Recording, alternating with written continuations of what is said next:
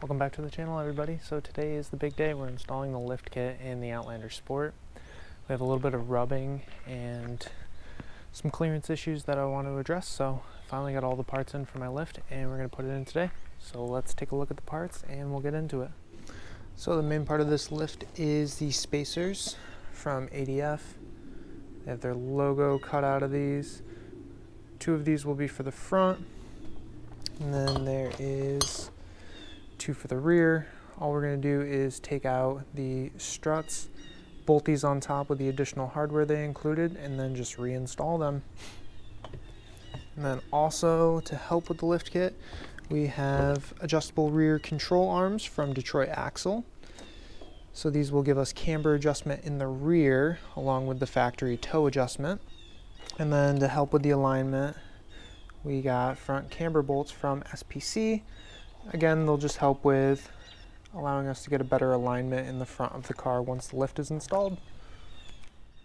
So in reverse, the tires rub right here where the arrow is, and that's pretty much the only place it rubs on both sides. Alright, so first step, we got the car jacked up. We're going to get the rims and tires off so we can check if there's anything we have to unhook before unmounting the struts, and we'll get into that. So first up, we're going to unbolt the bracket that holds in the brake line and the ABS sensor.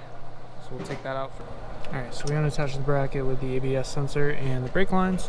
So next we're going to be disconnecting the sway bar end link from the strut. So there is an Allen key that goes in right there, and then you can put a wrench around the outside, hold the Allen key, and work the bolt off, because otherwise it'll spin inside the sway bar end link. So we're just going to heat it up a little bit first, and then we're going to take those off.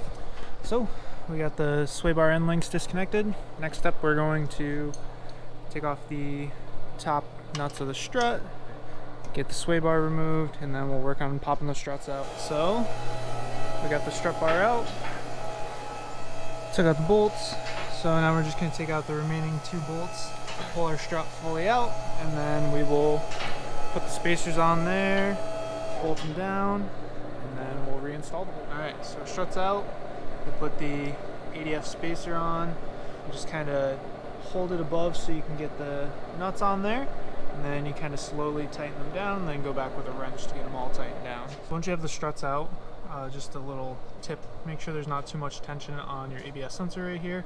You can remove the bracket right here if you want to get a little more play in it, and then also make sure there's not too much slack or droop on your lower control arm, so that way you don't pop out a CD axle or anything like that. If you need to support it, you can.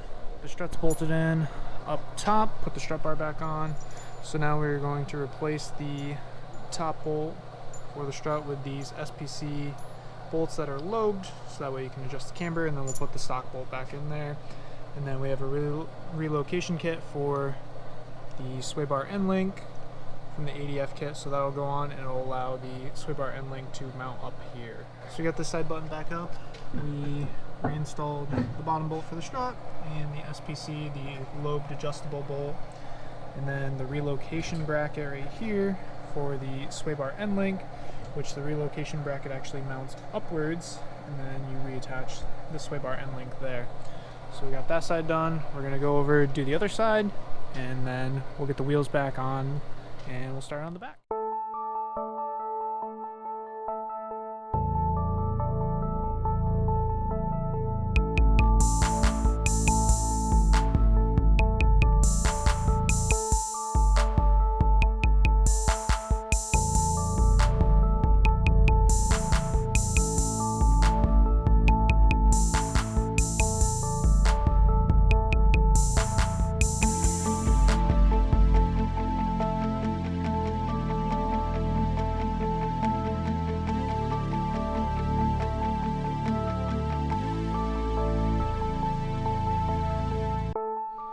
So now moving on to the rear, we just took out the cover and then this foam thing that goes around your donut holding all the extra goodies, and you can access the bolts for the top of the rear struts here.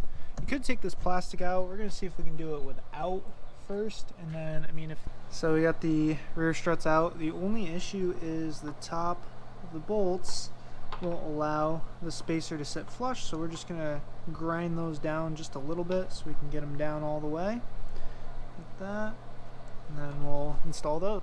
So we grinded the top of those off a little bit, so now the spacer sits flush. Just having a little issue with this guy. Bolt is stuck in the bushing, so we're just working out of the bushing so we can grab that one out, and then we will move on to the control arms next. Alright, so 214 mils, took off the ABS or wheel speed sensor bracket, and 17 mil to take off the front of the upper control arm. And then we're going to do a 17 mil, we'll take off the rear upper control arm, get that out, we'll slap the new ones in. We got to figure out what we're going to do since there's not holes for this bracket for the speed sensor. So we don't know if we're going to drill a hole, maybe cut the bracket a little bit, or if we want to just like zip tie it, just so it's out of the way and not hanging. So it's about time to put in the new arms. I just drilled some holes so that way I can attach the wheel speed sensor bracket onto there afterwards. And I might have to trim the bracket a little bit because the second mounting hole would interfere with the camber adjustment. So we'll just trim the bracket and just put one bolt on it so that way it still tucks it out of the way. Alright, so we got spacers are in, the first inner bolt on the adjustable upper control arms. So then we lifted the car up further, put a beam under it, and then lowered it back down to try to help align this. And then we'll get on it with some pry bars, align it all the way, get the bolt in there. The other thing is these brackets for the ABS sensor, we had to trim those off, so again they weren't hitting that like I was showing. And then we'll just bolt all that back up, and then so everything's all buttoned up. We're just gonna play around with the rear camber. It was way off, so we're just gonna get it roughly in there, and then we're gonna go get an alignment. So a cool little feature I forgot to point out is when you're looking down into the engine bay between the strut bars, you can actually see the ADF logo on top of these struts. So that's a cool little detail that they added. So the lift is fully in. This is a couple days later. We've had some rain and snow mixture, but finally just do a last wrap up overview. Lift is in, definitely gave some good ground clearance. Rubbing is very minimal. You can actually see because I just got home. There's a little bit of rub when I reverse and I'm turned at full lock. Other than that, no rubbing. There was never any rubbing in the rear, but got a decent amount of clearance now in the fender well. I'll throw up some measurements and stuff. And my buddy said that did the alignment, he said having the adjustable rear camber arms and the camber bolts for the front definitely helped making the alignment a little easier.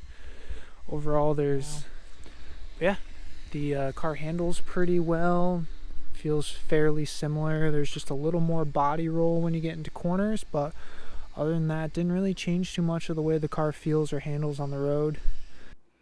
Wrapping the video up, I'm going to throw up some photos before and after of the clearance / the space in the fender wells.